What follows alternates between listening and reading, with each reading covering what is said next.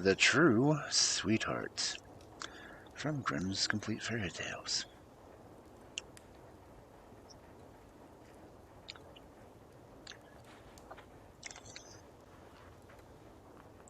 It may sound familiar.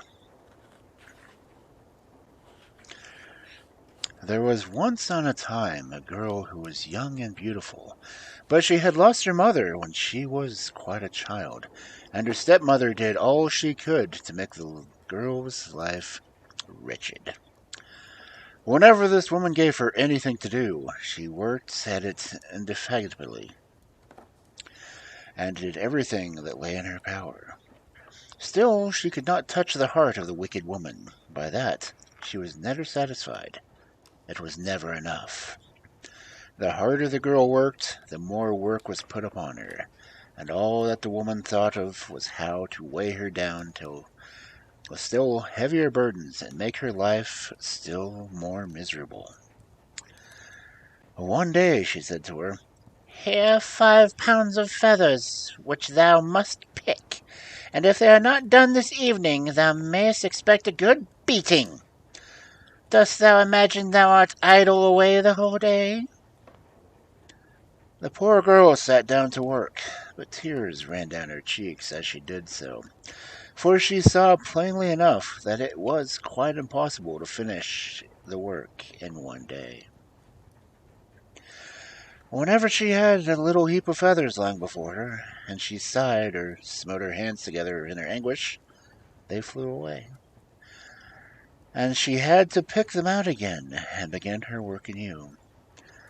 Then she put her elbows on the table and laid her face in her 2 hands and cried, "Is there no one, then, on God's earth to have pity on me?"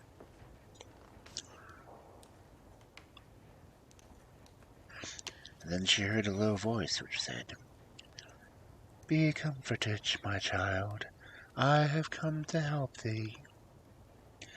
The maiden looked up, and an old woman was by her side.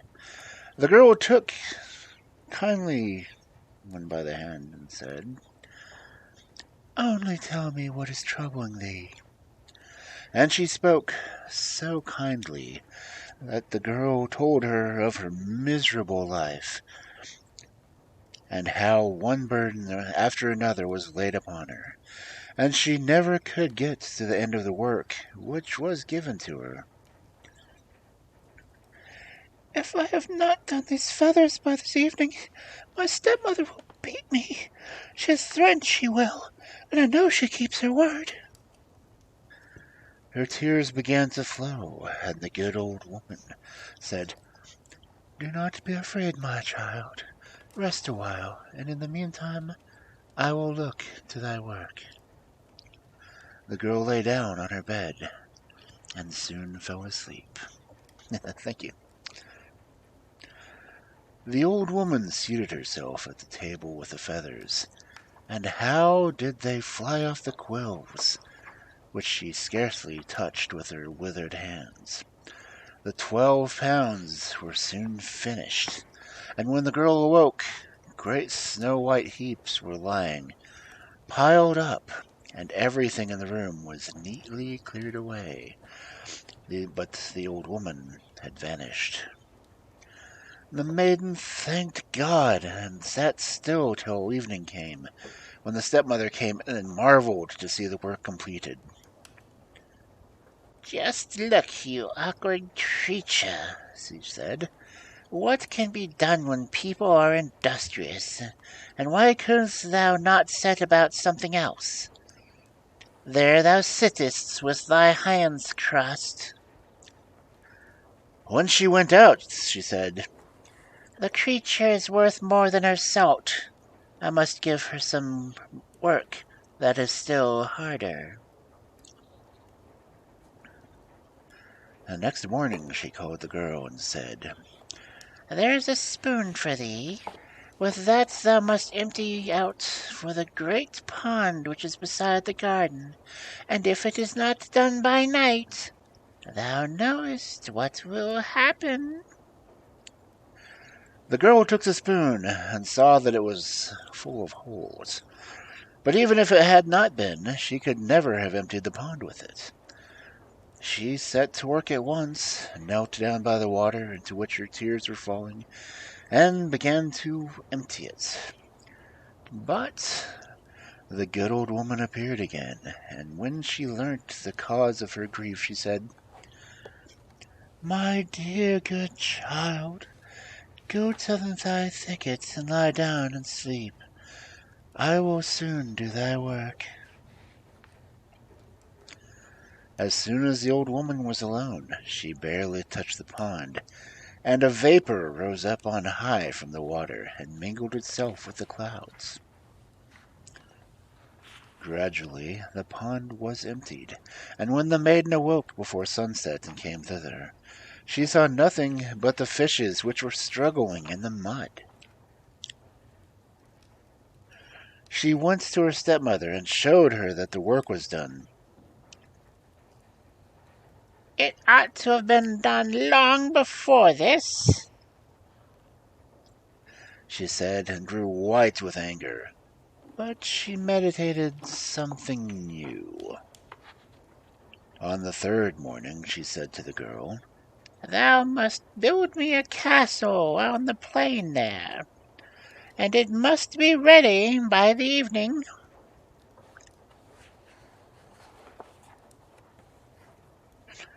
The maiden was dismayed and said, "How can I complete such work?" "I will endure no opposition," screamed the stepmother. "If thou canst empty a pond with a spoon that is full of holes, thou canst build a castle too. I will take possessive of it this very day, and if anything is wanting, even if it be the most trifling thing in the kitchen or cellar, thou knowest what lies before you."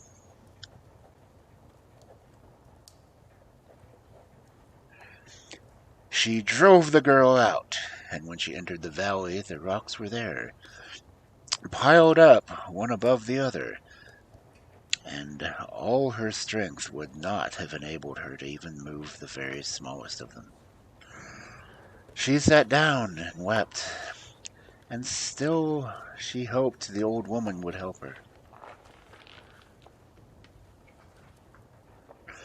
The old woman was not long in coming. She comforted her and said, "Lie down there in the shade and sleep, and I will soon build the castle for thee. If it would be a pleasure to thee, thou canst live in it thyself."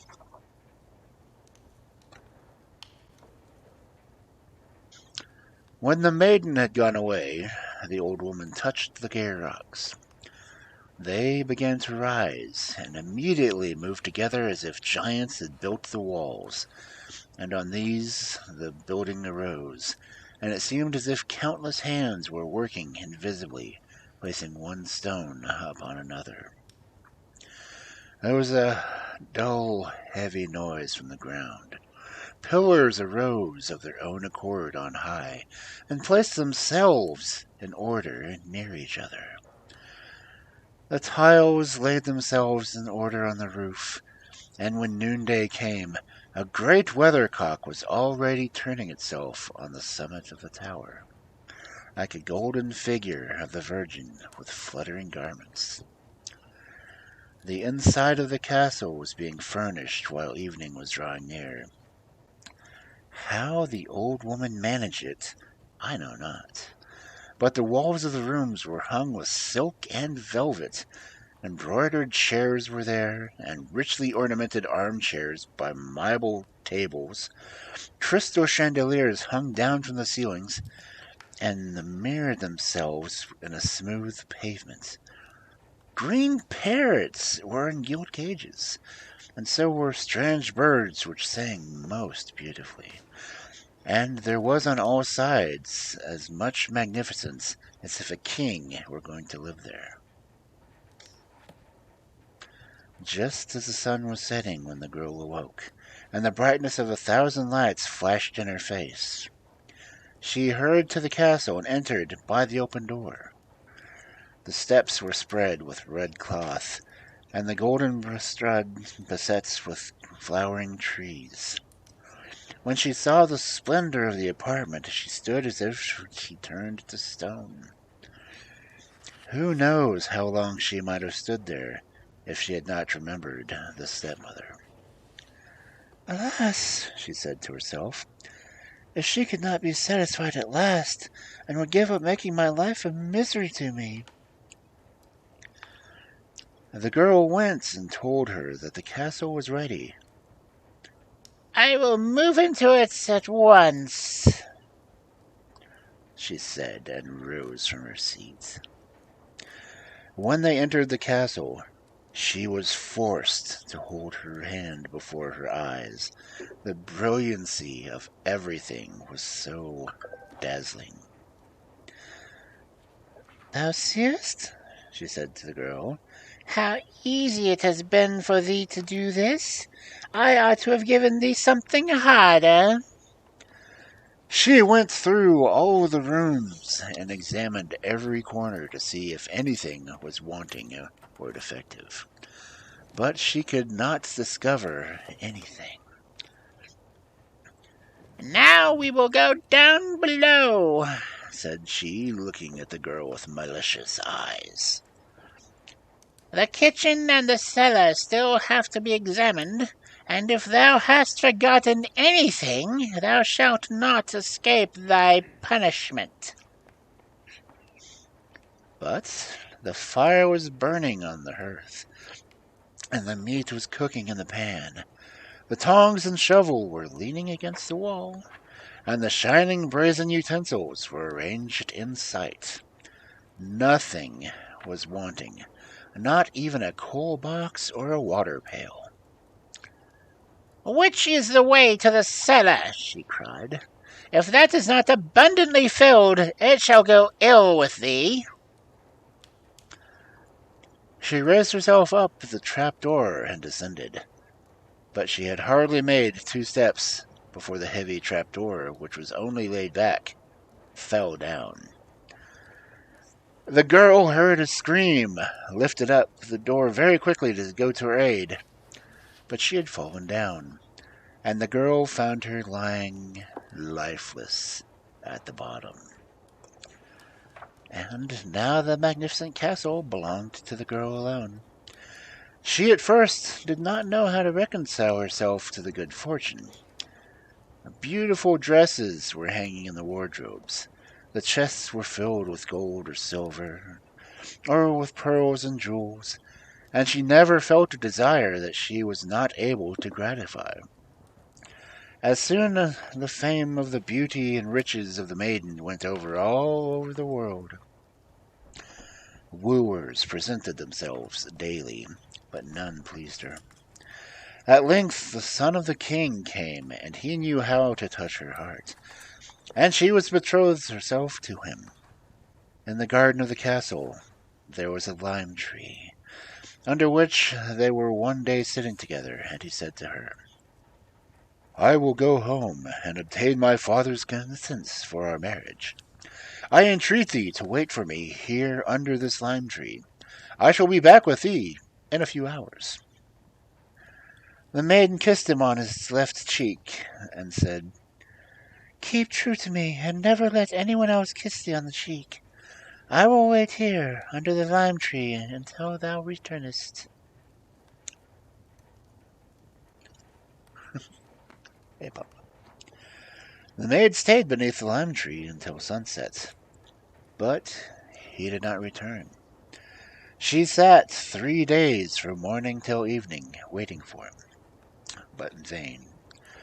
As he still was not there by the 4th day, she said, Some accident has surely befallen him. I will go out and seek him, and will not come back until I have found him. She packed up 3 of her most beautiful dresses, one embroidered with bright stars, the second with silver moons, and the third with golden suns, tied up a handful of jewels in a handkerchief, and set out. She inquired everywhere for her betrothed, but no one had seen him. No one knew anything about him. Far and wide did she wander through the world, but she found him not. At last she hired herself to a farmer as a cowherd, and buried her dresses and jewels beneath a stone. And now she lived as a herdswoman, guarded her herd, and was very sad and full of longing for her beloved one. She had a little calf which she taught to know her, and fed it out of her own hand. And when she said, little calf, kneel by my side, do not forget thy shepherd maid, as the prince forgot his betrothed bride, who waited for him neath the lime tree shade. The little calf would kneel down, and she'd stroke it. And when she had lived for a couple years alone and full of grief, a report was spread all over the land that the king's daughter was about to celebrate her marriage. The road to town passed through the village where the maiden was living, and it came to pass that once when the maiden was driving out of her herd, her bridegroom traveled by. He was sitting proudly on his horse and never looked around. But when she saw him, she recognized her beloved, and it was just as if a sharp knife had pierced her heart. Alas, she said, I believe him true to me, but he has forgotten me. Next day he came again along the road. When he was near her, she said to the little calf, little calf, kneel by my side, and do not forget thy shepherd maid, as the prince forgot his betrothed bride, who waited for him neath a lime tree shade.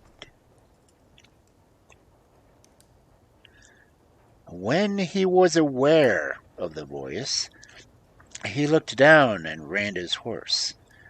He looked into the herd's face, and then put his hands before his eyes, as if he were trying to remember something. But he soon rode onwards and was out of sight. Alas, she said, he no longer knows me. And her grief was even greater. Soon after this, a great festival, 3 days long, was to be held at the king's court, and the whole of the country was invited. Now I will try my last chance, thought the maiden. When evening came, she went to the stone under which she had buried her treasures. She took out the dress with the golden suns and put it on, and adorned herself with the jewels.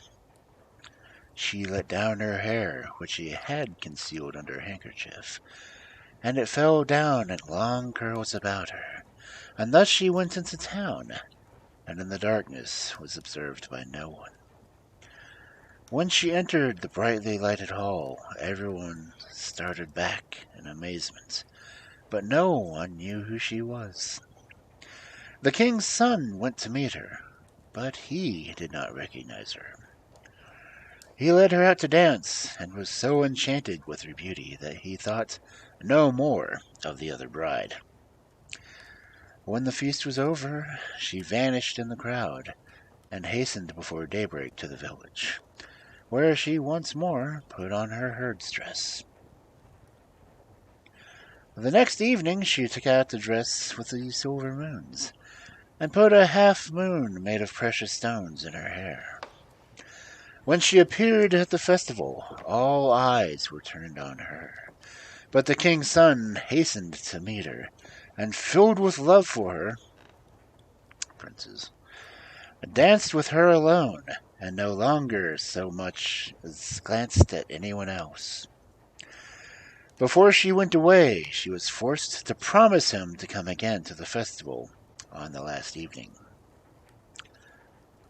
When she appeared for the third time, she wore the star dress which sparkled at every step she took, and her hair ribbon and girdle were starred with jewels.